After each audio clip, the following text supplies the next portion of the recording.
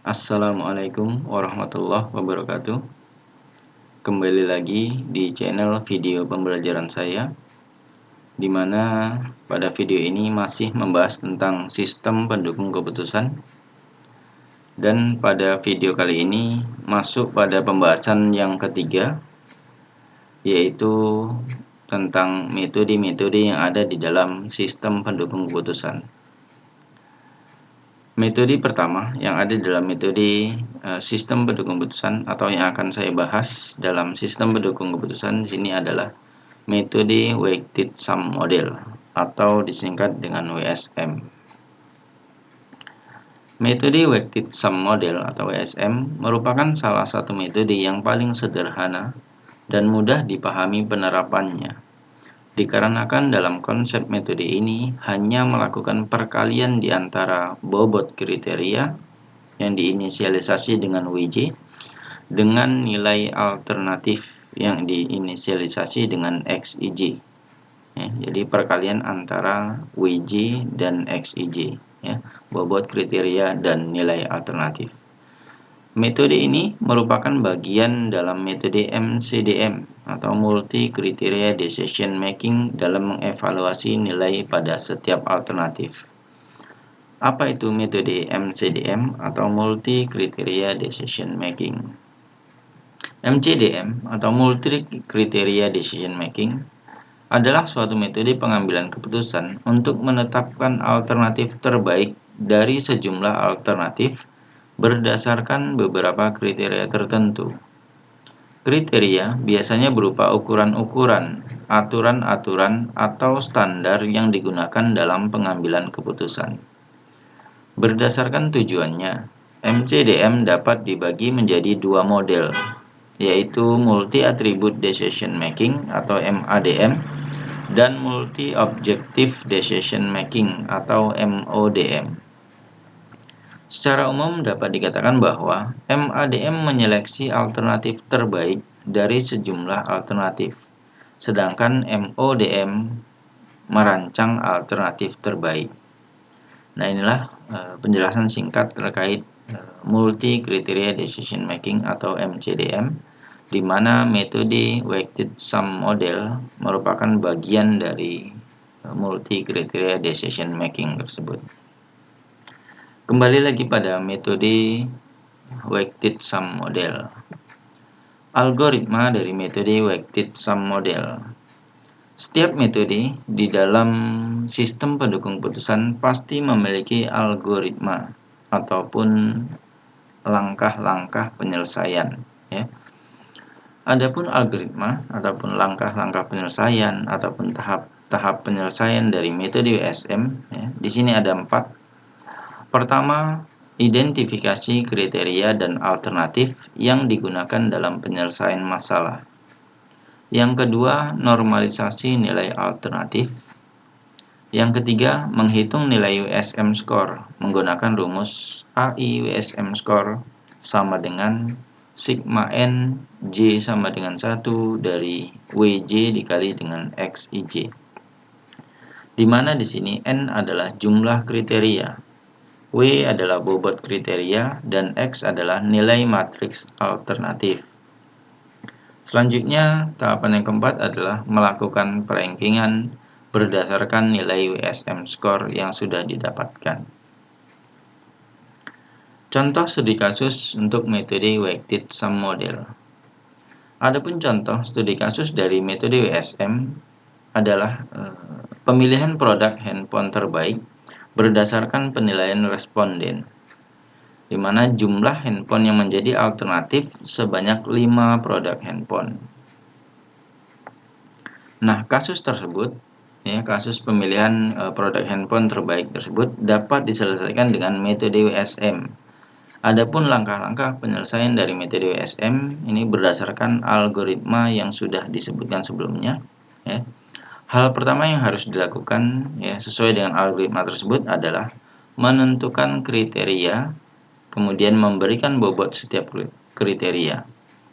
Adapun kriteria penilaian, ya, dari pemilihan handphone terbaik tersebut adalah harga, kamera, memori, berat, dan keunikan. Berikut ini tabel kriteria untuk pemilihan produk handphone terbaik tersebut. Di sini ada 5 kriteria ya. Pertama, kriteria harga yaitu C1 ya. Di mana nilai bobot di sini atau bobotnya adalah 0,45. Kemudian kriteria kedua atau diinisialisasi dengan C2 ya, nilai bobotnya adalah 0,25. Kriteria ketiga adalah memori ya, bobotnya adalah 0,15. Kriteria keempat itu berat, nilai bobotnya adalah 0,1. Dan kriteria kelima atau kriteria terakhir adalah keunikan ya, nilai bobotnya adalah 0,05. Nah, setiap kriteria di sini diinisialisasi dengan C ya, C1 sampai dengan C5. Baik, inilah tabel untuk kriteria-kriteria penilaian ya, kemudian nilai bobot dari setiap kriterianya. Baik, selanjutnya penilaian responden terhadap 5 produk handphone ya, yang akan dilakukan perankingan tersebut. Adapun data penilaian dari responden adalah seperti tabel ini ya. Di sini ada 5 produk handphone ya, mulai dari HP 1 sampai dengan HP 5. Kemudian untuk penilaian responden ya, untuk kriteria harga atau C1 di sini untuk HP 1 murah, HP 2 itu mahal, HP 3 mahal, HP 4 standar, dan HP 5 murah. Kemudian kriteria kamera untuk HP 1 baik, HP 2 sangat baik, HP 3 baik, HP 4 cukup baik, dan HP 5 baik. Selanjutnya ada memori. Memori HP 1 sangat baik, HP 2 baik, HP 3 cukup baik, HP 4 memorinya baik, dan HP 5 memorinya cukup baik. Selanjutnya berat. HP 1 cukup baik, HP 2 cukup baik, HP 3 baik, HP 4 cukup baik, dan HP 5 cukup baik.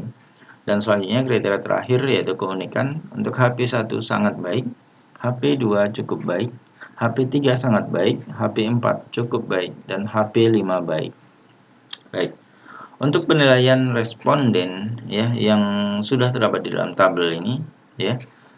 Karena penilaian di sini bersifat teks, maka harus dilakukan ya tahapan kedua dari algoritma WSM, yaitu melakukan normalisasi ya agar nilai-nilai ataupun penilaian yang dilakukan responden tersebut dapat dilakukan perhitungan ya, untuk ya memperoleh nilai-nilai yang dapat digunakan nantinya ya pada perhitungan WSM score-nya. Nah, adapun ya normalisasi ya dapat dilakukan menggunakan fuzzy logic ya. Di sini saya gunakan fuzzy logic ataupun menggunakan skala Likert ataupun menggunakan skala Goldman ya. Nah, baik, pada kasus ini saya gunakan fuzzy logic ya, di dalam menormalisasi nilai alternatif. Dan bentuk normalisasinya adalah seperti ini. Adapun alternatif yang nilainya ya sangat murah, maka nilai normalisasinya adalah 1. Kemudian jika nilainya murah, nilai normalisasinya adalah 0,75. Standar nilai normalisasinya 0,5, untuk mahal nilai normalisasinya 0,25, dan sangat mahal nilai normalisasinya 0. Selanjutnya ya, pada nilai alternatif sangat baik ya, itu nilai normalisasinya 1, kemudian baik 0,75, cukup baik 0,5, buruk 0,25, dan sangat buruk normalisasinya adalah 0. Nah, inilah bentuk normalisasi nilai alternatif dengan menggunakan fuzzy logic. Sehingga hasil normalisasi atau konversi dari nilai alternatif adalah seperti tabel ini ya. Di mana di sini yang awalnya HP 1 untuk kriteria 1 murah dikonversi atau dinormalisasi menjadi 0,75 ya berdasarkan tabel normalisasi sebelumnya, sehingga data ya kriteria ya sudah keseluruhannya menjadi nilai ya, yaitu nilai-nilai fuzzy ya. Baik, setelah dilakukan normalisasi ya sehingga data sudah dalam bentuk angka keseluruhannya, maka kemudian ya masuk ke tahapan yang ketiga, yaitu menghitung nilai WSM score dengan menggunakan rumus AI WSM score ya, sama dengan sigma N J sama dengan 1 dari WJ dikali dengan XIJ. Dengan menggunakan rumus tersebut, maka ya untuk alternatif pertama atau HP1 ya dapatlah dihitung ya nilai WSM skornya, yaitu 0,45 dikali 0,75 ditambah 0,25 tambah 0,75 tambah 0,15 dikali 0, dikali 1 ditambah 0,1 dikali 0,5 ditambah 0,05 dikali 1, maka hasilnya adalah 0,7750 ya. Baik, di sini 0,45 itu adalah nilai bobot ya dari kriteria pertama ya, dikali dengan 0,75. 0,75 adalah nilai yang terdapat ya pada HP1 ya pada kriteria pertama ya. Baik, di sini jadi 0,45 dikali 0,75 itu berdasarkan tabel yang ini ya. Di sini 0,45 yaitu adalah nilai bobot ya, nilai bobot dari kriteria harga. Kemudian 0,75 adalah nilai yang terdapat atau ya penilaian responden terhadap HP pertama ya untuk kriteria pertama tersebut, sehingga 0,45 dikali 0,75. Kemudian ya untuk kriteria kedua 0,25 dikali 0,75, 0,15 dikali 1, 0,1 dikali 0,5 dan 1 dikali 0,05, sehingga seperti ini ya, 0,1 dikali 0, sehingga hasilnya adalah 0,75. Nah, selanjutnya hitung untuk tiap-tiap alternatif yang ada. Jadi kelima alternatif tersebut lakukan perhitungan seperti ini ya, sehingga nanti hasilnya ya untuk seluruh alternatif nilai USM skornya adalah seperti ini ya. Baik, jadi nilai-nilai ini ya HP2 itu 0,45 kali 0,25 ya. Yang berbeda adalah nilai perkalian bobotnya ya. Ini berdasarkan nilai alternatif ya. Nah, di sini 1, di sini 0,75. Ini ada yang sama dan ini berbeda ya. Nah, ini berdasarkan tabel alternatif ya. Ini ya. Berdasarkan tabel yang ini. Tabel normalisasi alternatif. Baik, setelah didapatkan nilai-nilai WSM skor ya dari tiap alternatif, maka berdasarkan nilai WSM skor tersebut ya dapatlah dilakukan perankingan ya. Adapun perankingan yang terjadi atau yang bisa dilakukan dengan menggunakan metode weighted sum model adalah seperti ini ya. Ini berdasarkan nilai akhir, yaitu nilai WSM skor akhirnya ya. Baik, adapun HP1 ya, ini mendapatkan ranking pertama atau merupakan ranking pertama ya. Sedangkan ranking kedua itu HP yang kelima, ranking ketiga itu HP kedua, ranking keempat HP keempat, dan ranking kelima itu HP ketiga ya. Nah, perankingan di sini ya, perankingan dengan metode WSM ini didasarkan pada nilai tertinggi atau nilai WSM skor tertinggi ya. Sehingga di sini berdasarkan hasil perhitungan WSM skor, nilai tertinggi itu berada atau dimiliki oleh alternatif pertama atau HP1. Sehingga HP1 inilah yang merupakan produk handphone terbaik ya, berdasarkan penilaian dengan menggunakan metode weighted sum model atau WSM. Baik, inilah penjelasan dari metode WSM yang dapat saya paparkan dan saya berikan.